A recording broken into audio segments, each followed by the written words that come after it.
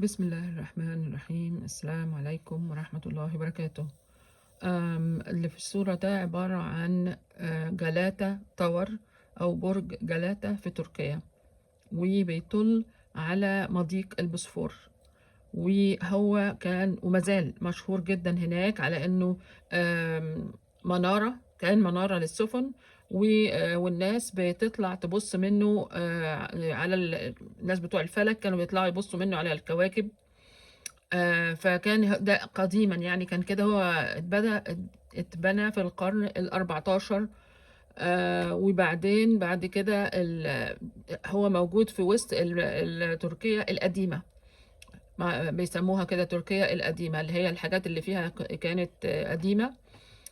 وطبعا بالصدفة البحتة على فكرة احنا رحناه، لأنه كان قريب جدا من الفندق، يعني يا دوبك مشينا كده 10 دقايق لقينا نفسنا هناك.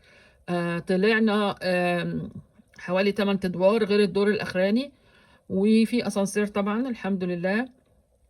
وطبعا كله عبارة عن صور ومعلومات خاصة بالتركية وازاي بدأت ومش عارفة ايه، مقسمينه كل طبعا كام دور كده متقسمين بطريقة معينة. وفي هناك في تركيا يعني إشاعة، يعني إن هو، وفي ناس كتير بيصدقوها، إنه أي اتنين مش متجوزين هيطلعوا هذا البرج مع بعض هيبقى خلاص هيتجوزوا، فعشان كده معظم الناس بيعملوا كده.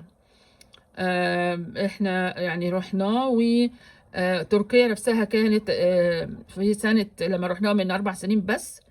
ما كانتش زي ما رحناها الأول من 20 سنة قبل كده. وربنا يهدينا جميعا.